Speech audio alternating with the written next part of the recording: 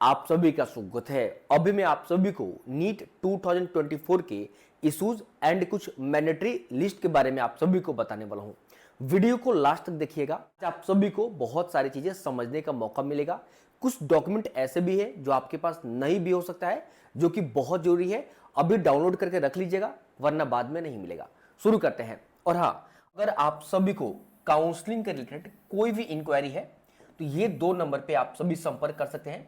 WhatsApp कर दीजिएगा, आपको रिप्लाई मिल जाएगा।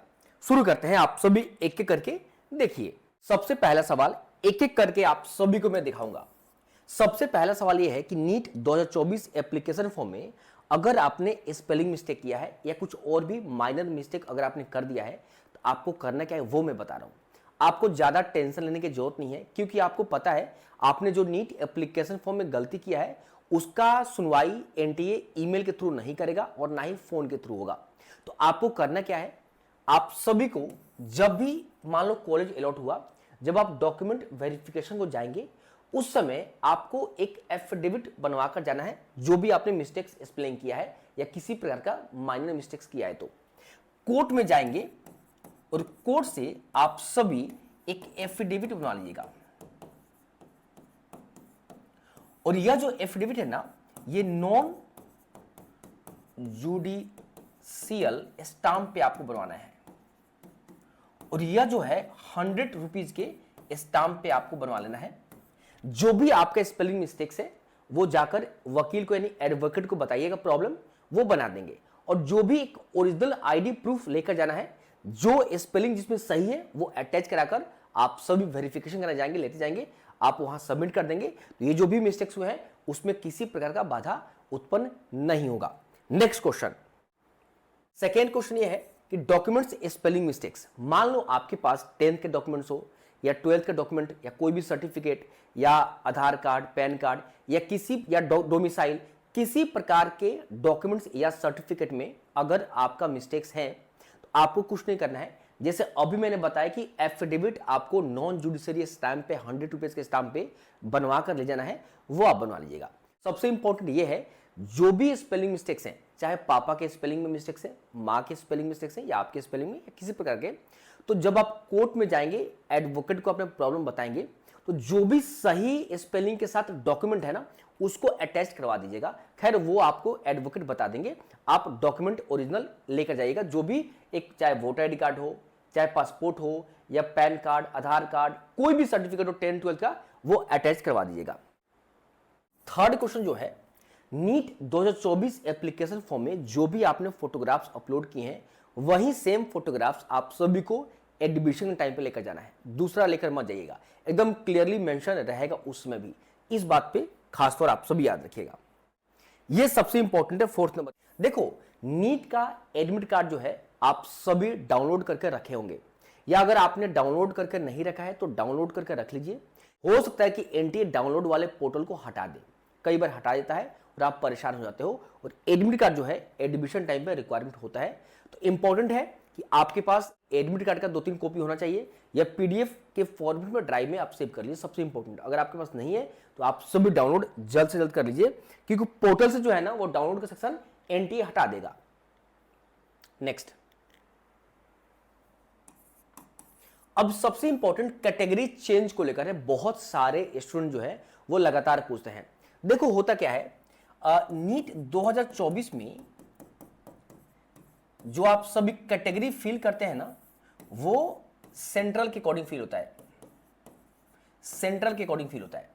मान लो आपने नीट 2024 में कैटेगरी जनरल फिल किया है, ऑल इंडिया कोटा, लेकिन आप सभी अपने स्टेट में, स्टेट 85% में आप आते हो, चाहे ओबीसी में आते हो, चाहे एससी में आते हो, चाहे एसटी में आते हो, ठीक है, किसी भी कैटेगरी में आते हो, तो आप सभी ऑल इंडिया कोटा तो जनरल से फिलअप करोगे, लेकिन स्टेट में चाहो तो ओबीसी से फिलअप कर सकते हो, एससी या एसटी से आप फिलअप कर सकते हो अगर डॉक्यूमेंट है तो।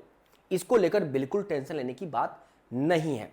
एक बात मैं आप सभी को बता दूं, मान लो आप सभी ने ओबीसी, एससी, एसटी या ईडब्ल्यूएस से आपने नीट एप्लीकेशन फॉर्म को अप्लाई किया। मैं यहां पे एक बार लिखता हूं, आपने नीट एप्लीकेशन फॉर्म को अप्लाई किया है अप्लाई किया है, लेकिन आपके पास डॉक्यूमेंट अब इसका नहीं है, तो क्या करें? टेंशन की बात नहीं है।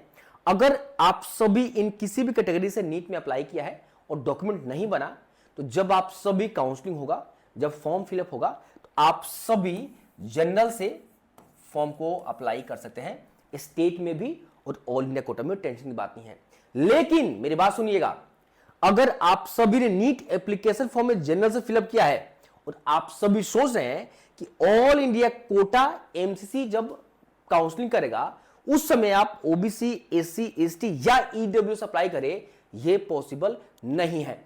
इन कैटेगरी से जनरल में जा सकते हैं, बट जनरल से इसमें आप नहीं आ सकते हैं ऑल इंडिया कोटा में। बट स्टेट में आप सभी आ सकते हैं। अगर आप जनरल से फॉर्म को अप्लाई किए हैं, बट स्टेट में आप किसी भी कैटेगरी से बिलोंग करते हैं, आप सब अप्लाई कर सकते हैं। जब काउंसलिंग स्टार्ट होगा तो इसको लेकर डिटेल में और भी मैं आप सभी को समझाऊंगा। आई थिंक आप सभी को समझ में आ गया होगा। अब देखो, स्टेट एलिजिबिलिटी के बारे में बता दूं।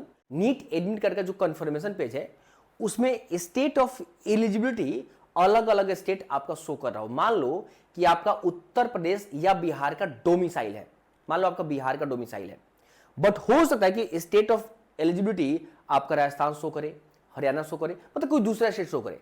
इसको लेकर टेंशन लेने की बात नहीं है। इसका मतलब ये नहीं है कि आपका एलिजिबिलिटी वहीं होगा, नहीं, वो कोई भी स्टेट शो कर सकता है। आप एक बात क्लियर बता देता हूं, जो भी डोमिसाइल है वो उसी स्टेट से आप काउंसलिंग कीजिएगा, 85% का फायदा आपको मिलेगा।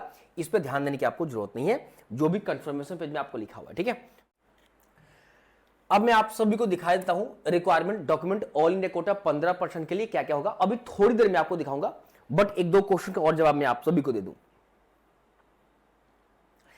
आप नीट का कंफर्मेशन पेज आप सभी ने डाउनलोड किया होगा, ये बात ध्यान से आप सभी, अगर डाउनलोड नहीं किया है तो आप सभी डाउनलोड कर सकते हैं, मे बी पोर्टल पे अवेलेबल होगा, नहीं तो इसको हटा दिया जाएगा। ये बहुत इंपॉर्टेंट है। स्टेट काउंसलिंग आपसे रिक्वायरमेंट करता है, एमसीसी भी कर सकता है, क्योंकि जब आप सभी वेरिफिकेशन को जाओगे तो वहां पे जो भी एचओडी बैठेंगे तो वो आपसे कौन से डॉक्यूमेंट मांग देंगे ये नहीं, ठीक है। तो जो डॉक्यूमेंट लिस्ट में नहीं होता है ना, वो भी कई बार डिमांड करते हैं, तो ये भी आप सभी रखिएगा। ऑफकोर्स ये जरूरी है, ठीक है, इस बात का ध्यान रखिएगा। अब बहुत सारे स्टूडेंट पूछते हैं गैप सर्टिफिकेट। देखो, अगर आप सभी 2024 में 12th पास किया है तो ये आपके लिए रिक्वायरमेंट नहीं है, लेकिन इससे पहले चाहे 2023 हो, 2022 हो, 2021 हो या सो ऑन, आपको गैप सर्टिफिकेट चाहिए, आपको चाहिए। अब गैप सर्टिफिकेट का फॉर्मेट मैं आप सभी को दे दूंगा, टेलीग्राम मेरा ज्वाइन कर लीजिएगा ना, तो मैं फॉर्मेट दे दूंगा। 2 फॉर्मेट रहेगा, उसमें किसी एक में भी आप सभी गैप सर्टिफिकेट बनवा लीजिएगा, टेंशन की बात नहीं है, ठीक है। बिहार स्टेट से बिलोंग करते हैं तो ऑनलाइन पोर्टल पे अप्लाई करना होता है, जो कि ईमेल पे आपको भेजता है, इस बात का आपको पता होना चाहिए, बट मैं फॉर्मेट दे दूंगा, आप बनवा लीजिएगा, ठीक है। तो गैप सर्टिफिकेट के बिना आपका एडमिशन नहीं रुकेगा, बट ये जरूरी है। बस अब मैं आप सभी को डॉक्यूमेंट का लिस्ट दिखा देता हूं। अब देखो, आप सभी ऑल इंडिया कोटा 15% के लिए जो भी डॉक्यूमेंट रिक्वायर्ड है वो मैंने लिस्ट बना दिया है। ये जो अलॉटमेंट लेटर है, जब आपका अलॉटमेंट कॉलेज होगा तब ये आप सभी को मिलेगा, अभी नहीं मिलेगा। आप सभी का एडमिट कार्ड आपके पास होगा, नहीं होगा तो मैंने बताया ना, डाउनलोड कर लीजिएगा। ये रिजल्ट अभी आया नहीं है, ये भी आएगा। डेट ऑफ बर्थ यानी 10th के मार्क्सशीट में डेट ऑफ बर्थ होगा तो ये चलेगा। Class 10 certificate, class 12 certificate, 12th marksheet, 8 passport size photographs, जो भी आपने एप्लीकेशन फॉर्म में फिलअप किया, मैंने लिखा ना, कोई भी identity proof, Aadhaar card, PAN card, driving licence या पासपोर्ट, ये एनआरआई के लिए है, ये भी आप सभी को ओसीआई पीआई के लिए है, ये आप सभी कुछ एससी एसटी के लिए कुछ क्राइटेरिया है, ओबीसी एनसीएल के लिए है, डिसेबिलिटी कोटा के लिए, और ये रहा ईडब्ल्यूएस के लिए। इसको आप सभी स्क्रीनशॉट एक बार फटाफट लेना, इंपॉर्टेंट डॉक्यूमेंट है। जो भी मैंने आप सभी को बताया इसके बारे में आप सभी ध्यान में रखिएगा, और आप सभी जो भी डॉक्यूमेंट है, इन डॉक्यूमेंट्स को आप सभी जरूर अपने पास एकत्रित करके रख लीजिएगा। अगर आप सभी चाहते हैं पर्सनलाइज काउंसलिंग तो आप सभी मेरे से जुड़ सकते हैं। स्टार्टिंग में जो फोन नंबर दिया उस पर क्वेरी डाल सकते हैं, या आप सभी गोल एमबीबीएस गूगल प्ले स्टोर से एंड्रॉइड के लिए है अवेलेबल है, डाउनलोड करके आप सभी रजिस्टर करें या लॉगिन करें। अगर पहले से आपने डाउनलोड कर रखा है तो एक बार अपडेट कर लीजिएगा। अगर अपडेट का सुविधा नहीं आ रहा है ना, आप सभी एक बार अनइंस्टॉल करके इंस्टॉल कीजिएगा, फिर आप सभी लॉगिन या रजिस्टर कीजिएगा। आपको यहाँ पे पेड काउंसलिंग ऑप्शन दिखेगा, और गवर्नमेंट के लिए कंप्लीट पर्सनलाइज काउंसलिंग 2,999, ये प्राइवेट के लिए है 5,999, और ये अगर मेरा बुक है, अगर आप 2025 के लिए तैयारी करना चाहते हैं, ये रहा। तो अब भी इतना ही, कोई भी डाउट है तो आप सभी कमेंट करके बताएं या व्हाट्सएप पे बताएं, आपका क्वेरी को सॉल्व किया जाएगा। All the very best.